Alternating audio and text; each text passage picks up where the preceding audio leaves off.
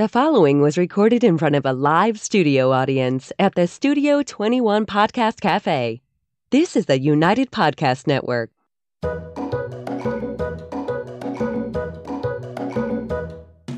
Welcome to the Quirky Dog Podcast, inspired by some of the quirkiest dogs you can ever imagine and the owners who love them. This podcast is brought to you by the quirky couple themselves, Scott and Jess Williams. Their aim is to educate and entertain. Here's Scott and Jess. Welcome, guys, and happy Wednesday. We're coming to you live from Two Guys Smoke Shop in Salem, New Hampshire, and today we have a very special episode in store. I'm super excited about this. I've been talking with Melissa since last year about this search and rescue sport of sorts that we have available to us in this country that isn't as popular as some other stuff, but I think it's a great venue. So if you're looking for something new for your, Malinois or your German Shepherd that you want to do protection with, that it was just maybe not the best venue, it was a little bit more than you bit off to chew, or you have a retired dog that used to love tracking or search and rescue or something else, I highly, highly, highly recommend that you guys look into this organization, the RASA, and that's going to be my quirky tip of the day. So make sure that you check out the RASA. I had to do the pig because I know I get out of order. Any dog that's done even some AKC tracking. Yeah, just check it out no matter what you're thinking of. But as bad protection dog. As a new venue for 2023, I'm super excited about this. So without further ado, we have the Vice President of the ARSA here, and her name is Melissa Stagnaro. Thank you so much for joining us here today, Melissa, and welcome to the Quirky Dog. Thank you so much for having me. Yeah, so can you explain to us just a little bit about this organization, this sport of sorts, just what this whole kit and caboodle is about? Right, so we have an international rule book that we follow. It courses out, there's different scent options, different obedience tasks, and there's increasing levels of difficulty. There's 3 sport levels that get harder, and there's also a mission ready test. Okay. So the mission ready test doesn't have any obedience, but it is the proving ground that you and your team, you and your dog as a team are ready for actual search and rescue.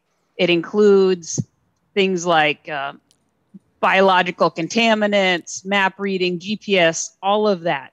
So the mission ready, if a team were to pass that, they would be a real search and rescue dog. Okay, cool. Nice. But the sport is just 3 levels. And in some places in the U.S., sheriff departments have been so impressed by the sport folks, they have asked them to come out to help. But the 3 sport levels are just that. There's their sport levels, which means dogs that maybe wouldn't be reliable for an actual search, or people who couldn't handle, the long treks in the woods and carrying all the water and the gear, or folks that are just really busy and can't commit to be on a call out, 2 in the ready morning. to go at the drop of a hat. Yeah. And, definitely traditional breeds like the German Shepherd and the Malinois, we do have those for sure. But because this is a sport and because there's so many search options, there's something for just about any dog. And so we have small-legged terriers. We've had a couple toy breeds. We have livestock guardian dogs. We have hounds. We have everything. Everybody's welcome to join. Yeah, I love it. And the dogs are still working from such an instinctual point, doing so many of these tasks. And I really, really enjoy that. I didn't realize until today when I was checking out the website, and the website will be in show notes for you guys to go see as well at searchandrescuesport.org. But there's an actual obedience component as well of the whole situation. It's not just you go out and track and search. So could you point to that a little bit about some of those exercises and just that variation of it? Yeah, thank you. So, as you mentioned, there's 2 phases. There's an obedience dexterity phase. We don't call it agility because there are things like a tunnel and a ladder and a plank, but we refer to it as dexterity because everything is slow and controlled. Okay. It's more search and rescue style, not how fast you can cross it. And then, as we talked about before, there's the scent work. To complete a title, and if folks are interested, to perhaps go to an international competition, one would need to do both phases, pass both phases, the obedience dexterity as well as the search. But a lot of folks will just start out with the search. You know, they're not quite ready to do the healing and a long downstay, and you can just progress in the search only. So as far as the obedience, most of it is everything dog sport normal, you know, change of position, sit, stand down, recall, long downstay, healing, off leash, on leash. There's a few that are search specific. The one that's kind of fun is a carry. Okay. I was going to mention, I saw that listed, and that is not something dog sport people do. No, but let's say you and I were on a team together and doing, you know, urban disaster rubble work, and let's say, unfortunately, both my dog and myself was injured. My dog needs to be stable enough and trained well enough that you could carry him off the pile. Another one that's a little unique to the SAR work is healing over, it's called unpleasant surfaces. So it's like a mini rubble pile. Can you and your dog just safely traverse this area? Yeah, but great environmental distraction. That's something where a lot of dogs wash out trying to do the real search and rescue work with these environmental issues that they're not comfortable with. So you can work them through stuff and make it look good, but they wouldn't be necessarily a dog you'd want looking for a person when it's life or death. Definitely. And that's one of the nice things about the sport. You know, if your dog is nervous about thunderstorms, for example, well, we don't want to rely on him because people often get lost when the weather's terrible. Yeah, exactly. But for the sport, you know, if your dog doesn't find the person, you just call on the radio, hey, come on out. And it's less stress on everybody. You know, you're not have somebody's life on the line. Yeah, no, definitely. Just have fun but it also and gives people an appreciation for how much work actually goes into these SAR clubs and everything. Like, people do not actually understand the amount of training time and everything else, and dogs using in this practical sense. So just from a sport perspective, I think it gives people a lot of appreciation for, one, what the dog's natural abilities can actually do, and two, how tedious and like really hardcore the training can be. You know what I mean? I really like it. And when we were talking before we started, this has been around since like the 1980s, I guess, when the Armenian earthquake hit, because you guys needed some sort of like international certification. What was kind of the origin there? Yeah, they had a lot of well-meaning people, both search and rescue teams as well as paramedics and nurses and folks like that arrived on the scene, and their level of expertise was all over the board, and it really couldn't be determined, you know, if these people were qualified. Yeah. So the United Nations worked with the FCI, and out of that came the International Rescue Dog Organization. And from there, the standards, the rule book is now in place. And not in the US, because we tend to like to do things our own way, but outside of the US, the IRO standards, our same testing standards, is what's used across the board for actual real life community SAR, the equivalent of a female national SAR standard. That's awesome. That's awesome. But dogs could still get mission ready certified in the U.S. Through the organization, right? Certainly. I mean, if we had enough teams, we could set it up, you know, bring officials over and got it. Have that happen. Okay. One thing I like about this activity is that there's a lot of search and rescue dogs out there now that they're not getting the calls because it's almost, in a sense, more becoming obsolete with everyone having a phone, a GPS in their phone, and people are found much quicker now without the need of the dogs. So there's a lot of dogs that people enjoyed the training, they're not getting the calls, where they could give their dog an outlet. They could be keeping their dog sharp through doing these type of sport trials, I guess, and just to keep because most people that are into search and rescue enjoy working with their dog. They're not there as a job. They're there because they enjoy the aspect of the team part of it and getting out and doing it. So to not have the real calls coming in that very frequently, they don't get to actually do it unless they're just doing a training day. They just wind up training 3 times a month or whatever they're doing, but they don't get out there and kind of test themselves like they could in this kind of a sport venue, you know. I would think it'd be fun for that. Yeah. That's definitely true. And some of the, you know, I train quite often with actual SAR folks, and some of them, their certification comes up maybe only once every other year. Right. Mm-hmm. And they have bad ring nerves, you know, the clipboard, the clipboard scenario. Yeah, that's true. So come to one of our events, pay the entry fee, feel that pressure. Mm-hmm. But if you or your dog blow it, no big deal. Yeah. You know, no big deal, because it's only the sport. Yeah, that does make sense. The other thing, I don't know, in different places in the U.S., it's very hard for folks to join a SAR team. Right. Because they don't have, you know, the training director, they don't have the space, they don't have the time to bring in new people, and they can't really assess how serious someone is and how suitable their dog is. So this is also a nice way to get the skills set, test it out to make sure you like it yourself.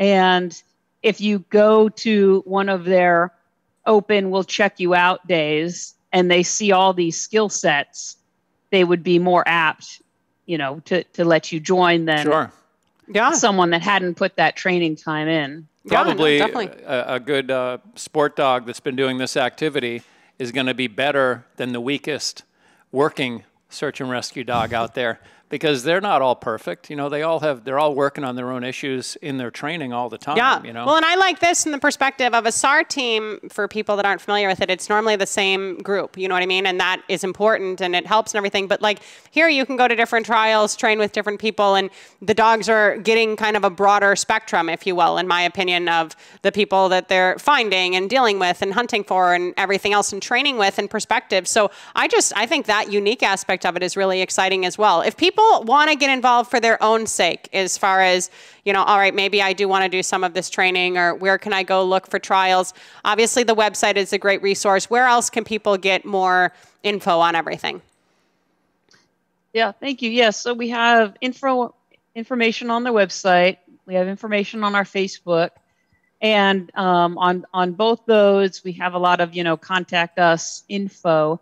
If folks have particular training issues, we have a national training director that we respond to particular queries. We do a set of tips. If folks have, you know, 4 people who are interested wherever they are in the U.S., we will go out and do either a mock trial or do a seminar, depending on, you know, where their level of readiness is. Yeah, cool. So you guys are you're helping to kind of infiltrate and like support this organization right now in this country. Like, this is something that you guys are really supporting. And I appreciate that too. I mean, boards of directors aren't even that normally involved. So I do appreciate that from that perspective, and a whole nother level with dog sports.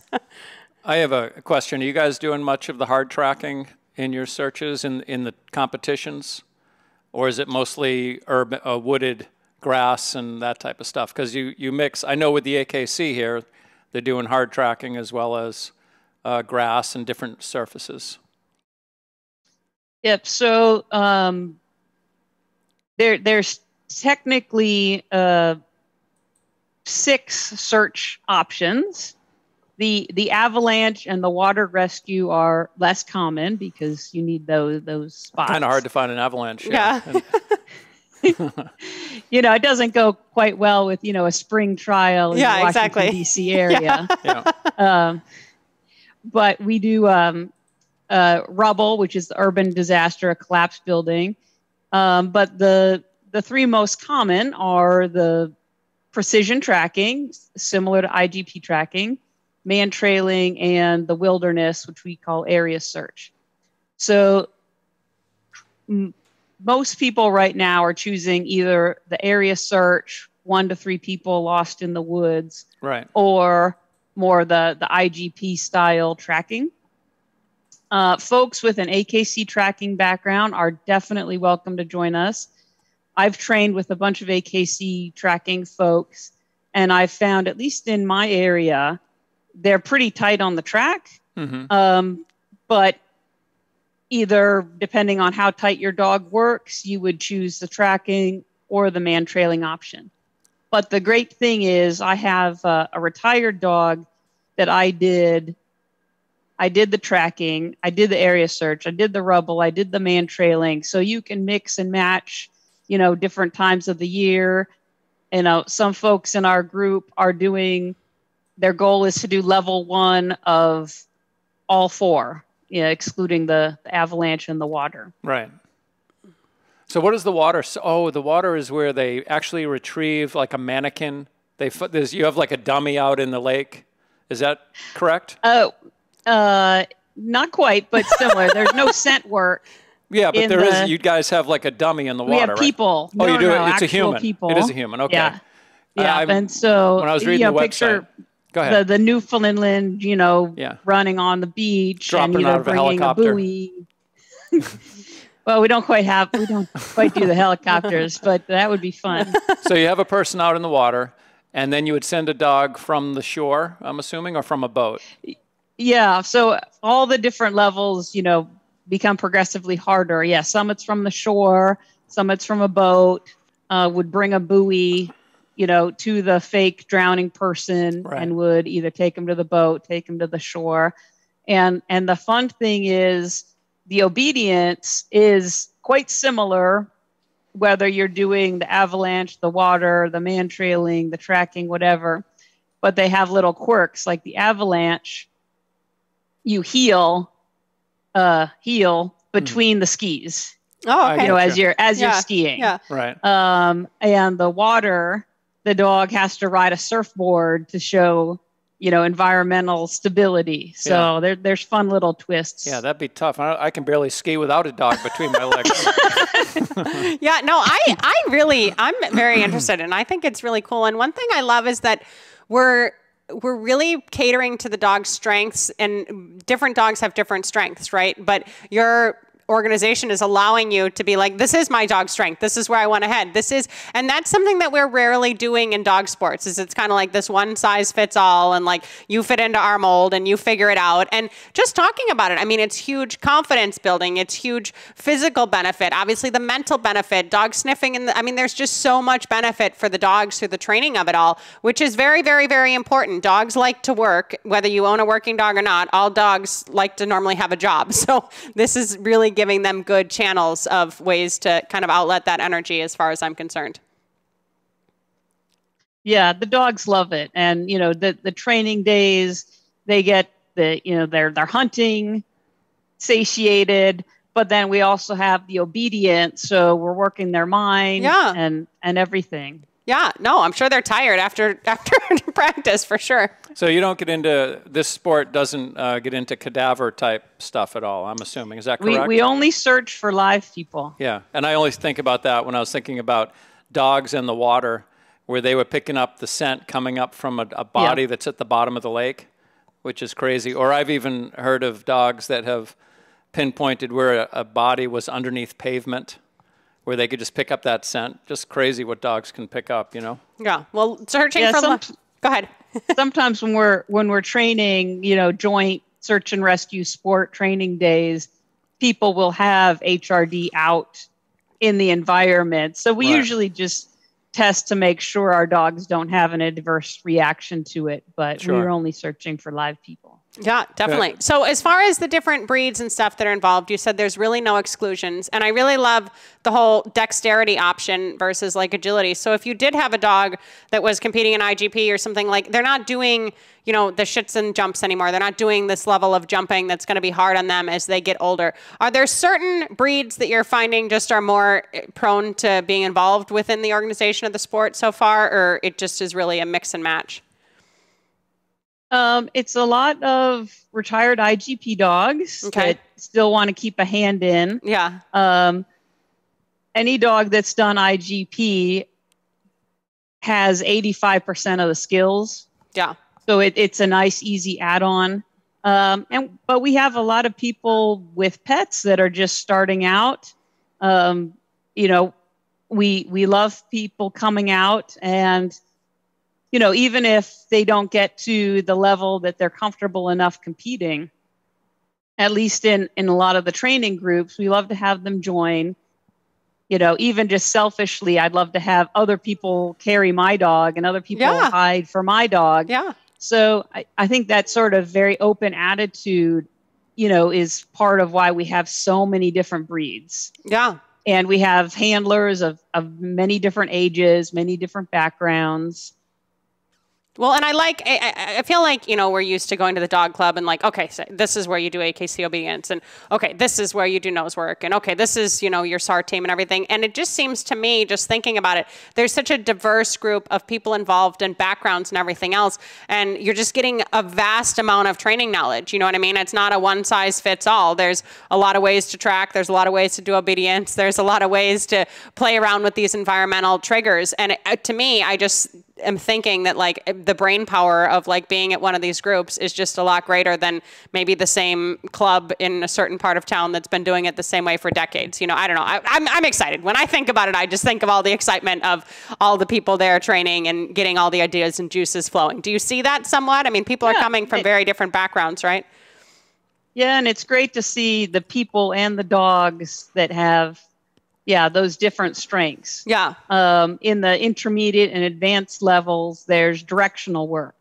So it's very similar to like retriever drills. We have to send them back, left, right. So we have folks that have, Labradors that did field trials and now wanted to come into this. Yeah, cool. So they have that expertise. So you just tie a bird wing to the person hiding it. I have a question for you.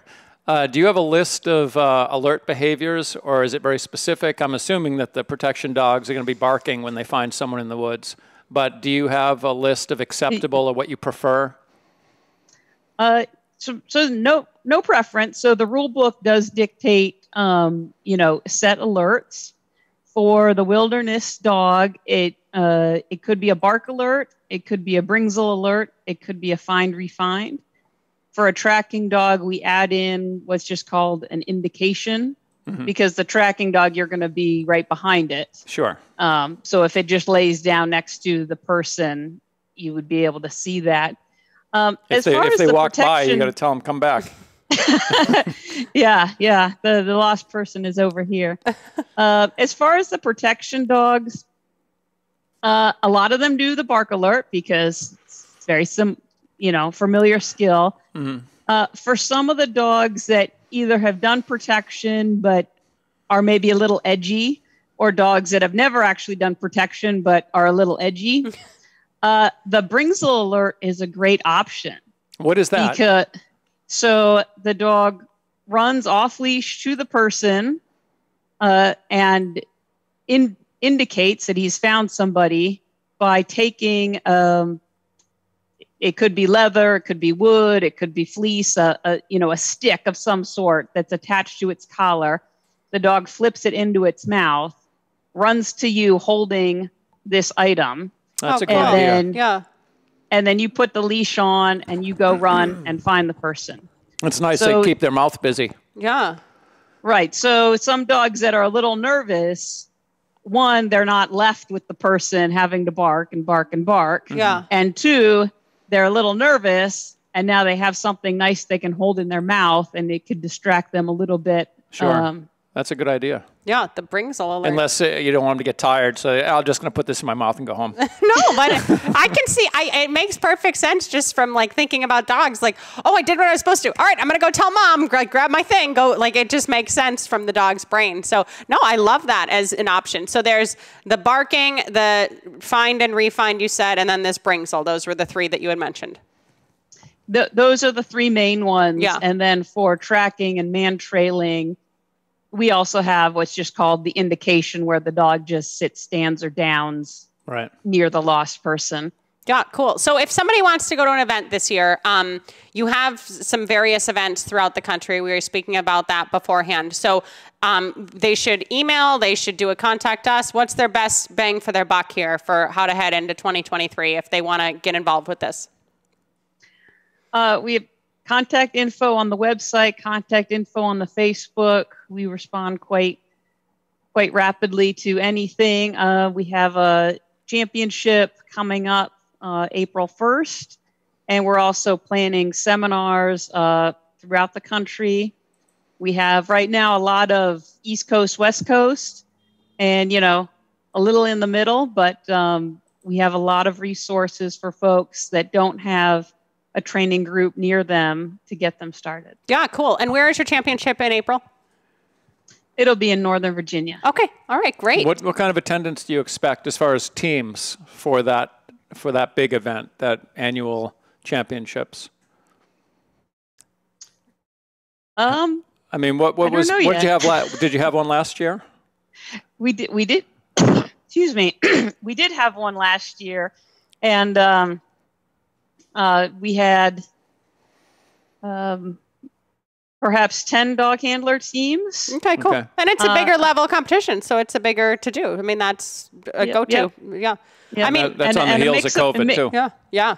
And a mix of breeds, and to the chagrin of some of the pointy-eared aficionados, the winning dog was an American Pit Bull Terrier. There we go. We love all the dogs. Yeah, bring all the breeds. Are welcome to come out. He came out of the woods with a baby's arm. Oh, stop it. No, but literally, I mean, the thing is the lack of exclusions, the ability to really test what your dog's strengths are and then go that direction. Like, there's a lot of flexibility there, and there's not a lot of flexibility in dog sports, I guess, as much as there should be. So I really like that whole aspect of it. And it's working drives that the dogs are born and bred to do, you guys. Like, this is why we originally had dogs, to like work alongside man and help us stay alive. So it really is something that I would really look into. And I'm going to join the Facebook group. That will be in the show notes description along with the website.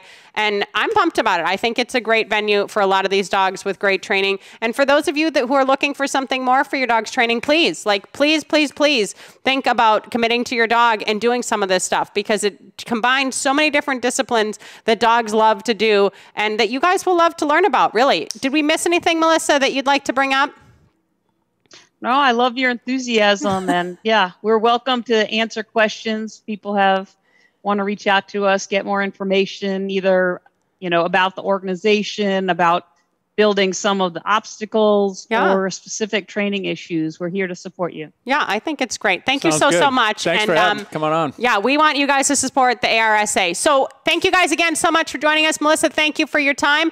Check out both links of the whole organization and the sport in the show notes here today. And in the meantime, you guys, keep it quirky. Happy Wednesday. Thanks so much for joining us here today. The views and opinions expressed by the hosts, guests, or callers of this program do not necessarily reflect the opinions of the Studio 21 Podcast Cafe, the United Podcast Network, its partners, or affiliates.